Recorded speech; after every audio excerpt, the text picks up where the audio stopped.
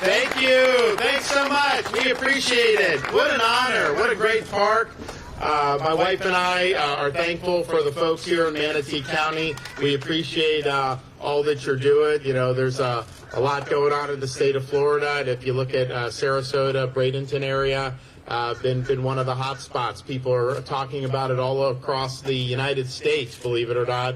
Everywhere I go, someone will come up to me, talk about Florida, and this area has really caught the eye because it's a great place to live. It's a great place to raise a family. It's a great place to retire to. You guys are really doing it right. So as governor, I appreciate what our local governments are doing well, and I also note when they're not doing as well. And I will say that in this part of the state, we've had some great partners to move the state forward, and people can look at the results. Florida, largely because of good policy, strong leadership, keeping the state free during COVID.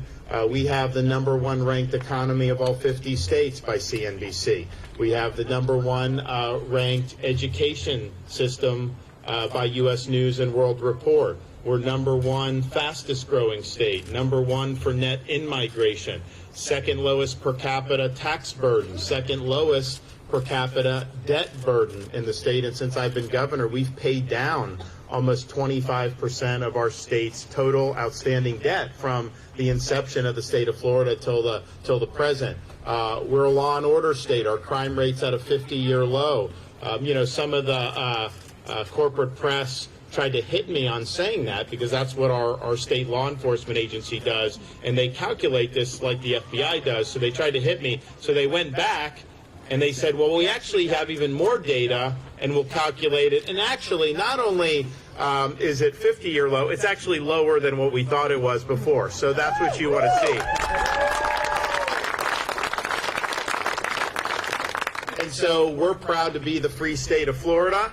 We're proud that when some of these states do insane things, when cities do stupid things all across this country, when people have had enough, the first place they now think about coming is the state of Florida. And we've seen people from all across the United States come here. Look, I want to have every state be free, though. You know, it's like we can't have everybody that wants to, that has probably, we need to stop having these problems in these other parts of the country. So that's what we're going to do. So it really is an honor. And I'm proud that, just more recently, you see this terrible terrorist attack in Israel with Hamas. And they're massacring Israelis. There were more Jews killed on October 7th than at any time since the Holocaust.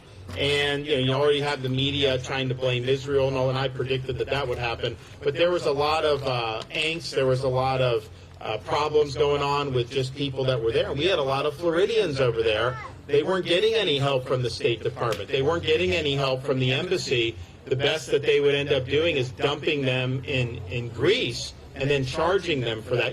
People come across our border illegally, and the federal government will fly them all across the country at taxpayer expense. They don't charge the illegal alien. They will put them up in hotels and foot the bill. They don't send the bill to the illegal alien, yet our own citizens who are fleeing a war zone, they're sending a bill to dump them in Greece. That's not right. So we did an executive order last week.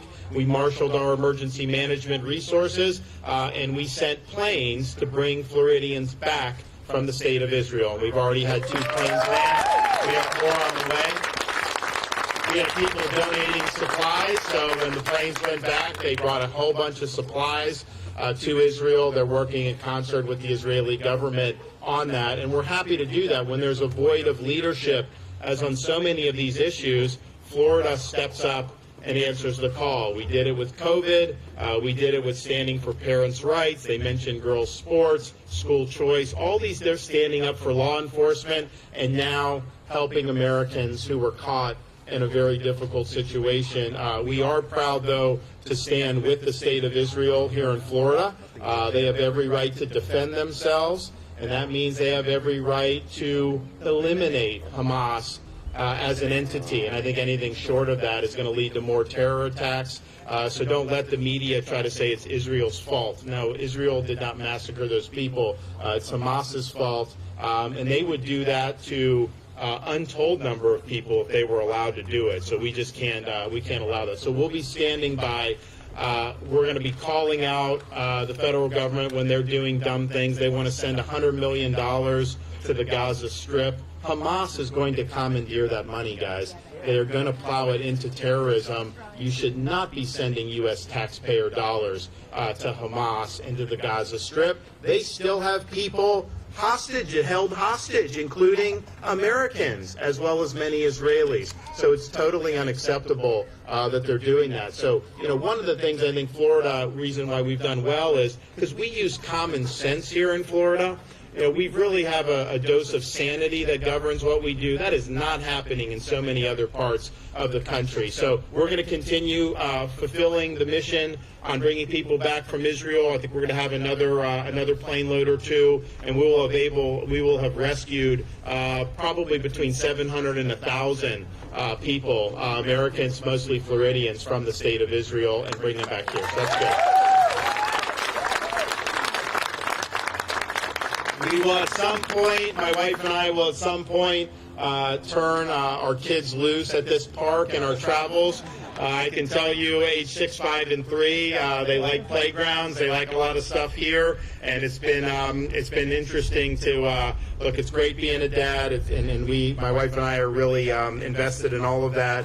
But when you are governor, it's busy, and then when you've got this other national campaign, we're juggling a lot, and so we're making it all work. And I'll tell you, we do whatever we can to spend as much time with our kids as humanly possible. We've had some great stories over the last few months that we've been able to do with them, and many more to come. So just as a dad, I'm glad that this honor is here for something that so many families are going to be able to enjoy now and in the future. So I'm honored to be here. I thank you for thinking of me. We're proud of what we've been able to do to help make Florida the best state in the country, and I promise you the best is yet to come. Thank you all. What we're going to do right now is before we do the unveiling of the sign, as Governor, we'd like to give this to the First Lady. Oh, good. And for overcoming breast cancer and her inspiration, she's been to countless others diagnosed with or fighting cancer in the state of Florida. Good. So we'd like to give that to her, and along with the bench. And then this is dedicating Governor Ron DeSantis' party. All right. Let's go rip the thing off. Let's do it.